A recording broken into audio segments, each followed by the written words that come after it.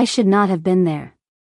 My body should not have been pressed against his, my lips trembling as his mouth claimed mine, my hands clutching the fabric of his shirt while every cell in me screamed with desire. Yet I was. The weight of another man's body pinned me to the wall of his office, his breath hot against my neck as his fingers trailed over skin that belonged to someone else. At that moment, I was not thinking about my husband waiting at home, or the love he had so patiently poured into me for years. I was only thinking about the fire that this man had awakened inside me, a fire I had not felt in years. Before I go further, let me pause and say this: thank you to every single one of you watching. To all of you who have subscribed, your support keeps this channel alive. And to all new and returning viewers who have not yet subscribed, I cannot wait for you to hit that button. It fuels me, it energizes me, and it allows me to keep sharing stories like this with you. Remember to leave your thoughts in the comments right after this hook, because I know you will have a lot to say about what I am about to reveal.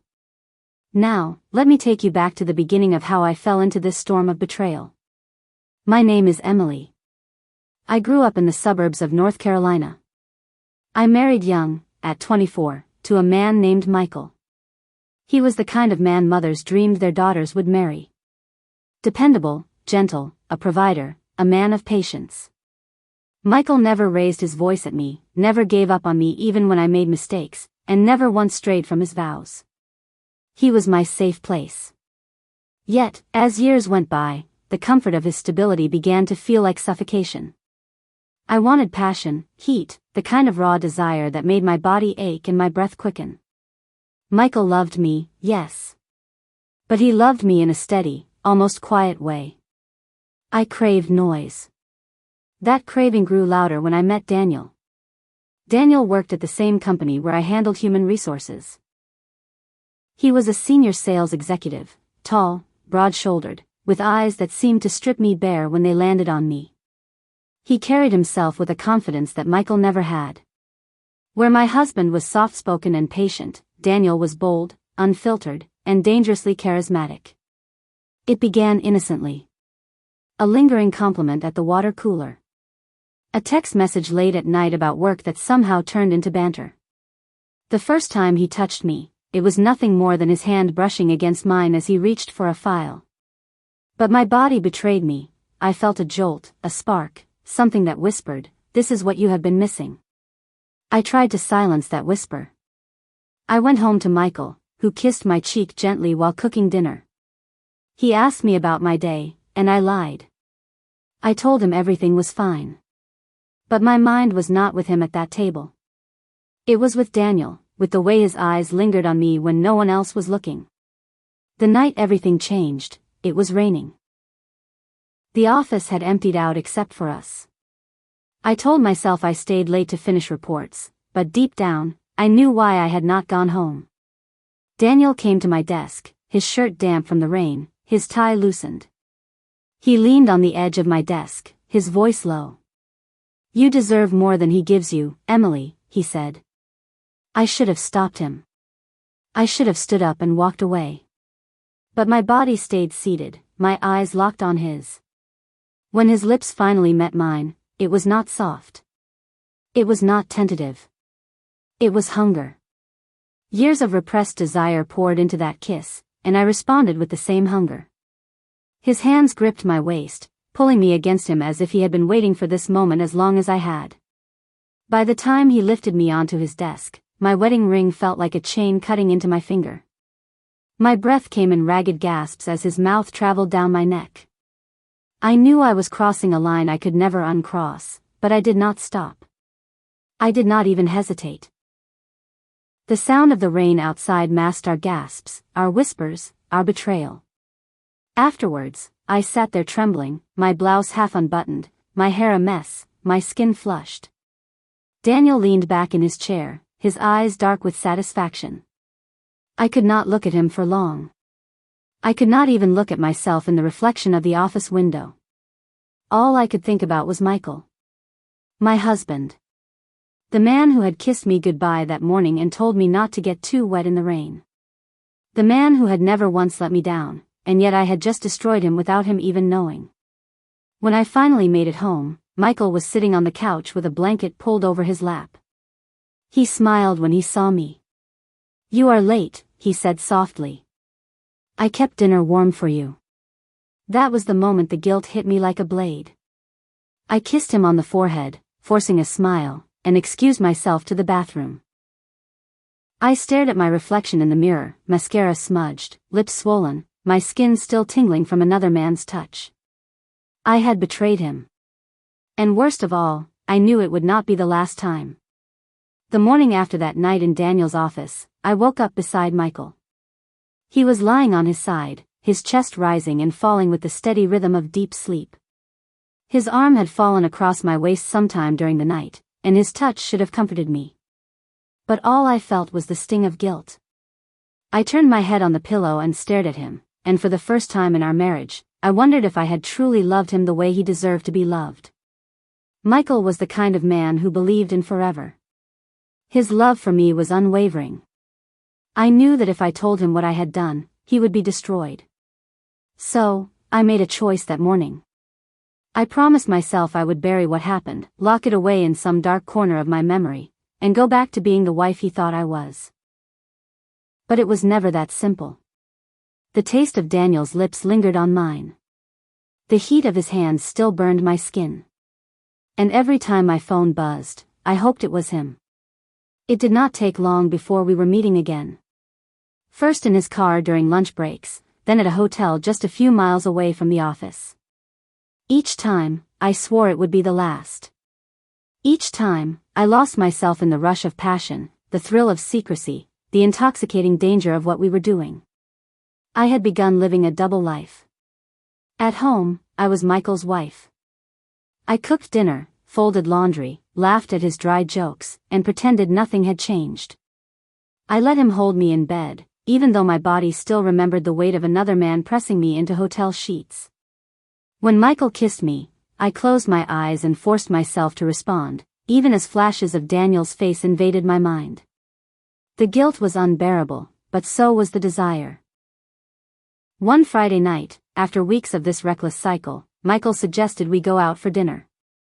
He said we had not done it in a while, and he wanted to spend some time together away from the house. I agreed, of course, but the entire evening I felt as though I were suffocating under his kindness. He pulled out my chair, complimented how I looked, ordered my favorite dessert without me asking. He held my hand across the table, his thumb brushing over my skin in the way that used to make me feel cherished. And all the while, my phone buzzed in my purse with a message from Daniel. I did not check it, but the knowledge that he was waiting for me somewhere made my pulse quicken in ways Michael's touch no longer did. When we got home that night, Michael kissed me with more passion than usual. He whispered that he missed us, that he wanted me. His hands were gentle but insistent as he tried to pull me closer. I froze. My body went stiff in his arms. I could not let him touch me, not after what I had done just days before with Daniel. I pulled away, mumbling something about being tired, and slipped into the bathroom. That was the first time I saw the hurt in his eyes. Michael did not argue. He did not demand anything from me. He simply nodded and wished me good night, but his silence cut deeper than any accusation. I crawled into bed beside him later, but the warmth between us had vanished. He turned his back to me, and I stared at the ceiling until dawn. I knew I was losing him. And yet, I could not stop. Daniel had become a drug. His confidence, his roughness, the way he looked at me like I was the only woman in the world, he gave me the passion I thought I had been starved of. He knew how to make me feel alive in ways Michael never had. Every time he touched me, I forgot about my husband. I forgot about the life I had built. I forgot about the promises I had made. But reality always came crashing back. One afternoon, while Daniel and I were tangled in sheets at that small hotel room, I heard my phone buzzing on the nightstand. I glanced at the screen and felt my heart seize. It was Michael. I froze, staring at Daniel as the phone vibrated again. He smirked and leaned in to kiss my neck, whispering, "Let him wait." My stomach twisted. Michael never called me during work hours unless it was something important. I answered the phone, trying to keep my voice steady, praying he would not hear the breathlessness in my tone. "Emily," he said softly. "I was just thinking about you. I wanted to tell you that I love you." I closed my eyes, my throat tightening. Daniel's lips were still on my shoulder as I whispered back, "I love you too." The words felt like poison on my tongue. After the call ended, I broke down in tears. Daniel pulled me into his arms, but I felt no comfort. Instead, I felt the weight of the double life I was dragging myself through. Michael had begun noticing. He asked why I was suddenly working late so often, why I guarded my phone like a secret. He watched me with a quiet suspicion that terrified me more than if he had shouted. I knew him well enough to know that he was beginning to put pieces together. And yet, even as the walls of my lies closed in around me, I continued. The pull of Daniel was stronger than the fear of losing Michael. It was a dangerous balance, two lives running parallel, threatening to collide. And deep down, I knew the collision was coming. I just did not know how devastating it would be when it finally happened. The day everything fell apart started like any other. It was a Tuesday morning, quiet, unremarkable. I kissed Michael goodbye as he headed off to work. He smiled at me with that familiar softness in his eyes, the same smile that had greeted me every morning for years. But I had no idea that by nightfall, that smile would be gone forever. I went into the office like I always did, slipping into my role as both professional and secret lover. Daniel was already there, leaning against my desk with that crooked grin that had once sent my heart racing. I should have told him to leave, but I let him linger. I let him follow me into the break room. I let his hand slide over mine in plain sight. I did not know that Michael was already suspicious enough to act. When I came home that evening, he was sitting in the living room, not with the television on or a book in his hands, but with his phone on the table in front of him. His posture was rigid, his eyes heavy, and the air in the room was so tense I felt it before I even spoke. "Michael?" I asked, setting my purse down carefully, my voice faltering. "Where were you really, Emily?" His tone was low, even, but it was not his usual softness. It was cold. My heart slammed against my chest. "I told you. I stayed late at the office. Reports are due this week." He shook his head, never breaking eye contact. Then he slid his phone across the table toward me. On the screen was a picture. My breath caught in my throat. It was me and Daniel, our lips locked in the office parking lot, his hand gripping the small of my back. Michael had followed me. I felt the room spin as he spoke again, his voice breaking for the first time. "I wanted so badly to be wrong. I wanted to believe in you, Emily. Do you have any idea what it felt like to stand there and watch you in another man's arms? Do you know what it did to me?" Tears blurred my vision. I opened my mouth, but nothing came out. What excuse could I give? What words could erase what he had seen with his own eyes? He stood up then, his hands trembling at his sides. "I gave you everything. I never walked away. Even when you shut me out, I stayed. Even when you pushed me away, I loved you harder. And this is what you gave me in return." Hearing him say it shattered something inside me. I broke down, falling to my knees in front of him, begging him to understand, begging him to forgive me. But Michael did not bend. His tears finally came, silent and devastating, rolling down his cheeks as he looked down at me like I was a stranger. "You betrayed the only man who never gave up on you," he whispered. "And I cannot live with that." That night, he packed a bag. He did not yell, he did not slam doors, he did not curse me. He simply left. That quiet exit was worse than any storm. I watched from the doorway, sobbing, as the man who had been my anchor, my home, my safe place, walked out of my life with nothing more than a broken heart and a heavy silence. The days that followed were unbearable. The house felt hollow without him. His shirt still hung in the closet, his cologne still lingered on the sheets, but he was gone. Every corner of our home reminded me of the love I had destroyed. Daniel tried to be there for me, but it was not the same. What had once felt like passion now felt like poison. His touch no longer set me on fire, it only reminded me of the ashes I was standing in. When he kissed me, all I could taste was regret. I realized then that what I had mistaken for love was nothing more than lust disguised as excitement. Michael, on the other hand, never came back. He did not call, he did not text, he did not give me another chance to explain. Friends told me they saw him staying with his brother, throwing himself into work, trying to piece himself together. He never once reached out. And maybe he should not have.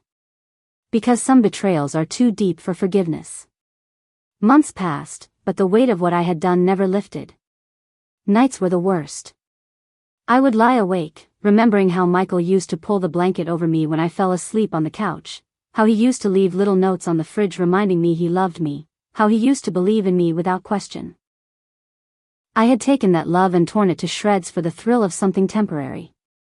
I betrayed the one man who never gave up on me. And in doing so, I lost everything. Now, when I look back, I do not see passion. I do not see romance. I see destruction. I see the wreckage of a marriage that could have lasted a lifetime. I see the face of a man who deserved the world, and I see myself as the reason he walked away from it. And that is the truth of my story. There was no happy ending. No reconciliation. Only regret that follows me like a shadow, reminding me every single day of the man I had, the man I lost, and the man I destroyed with my own choices.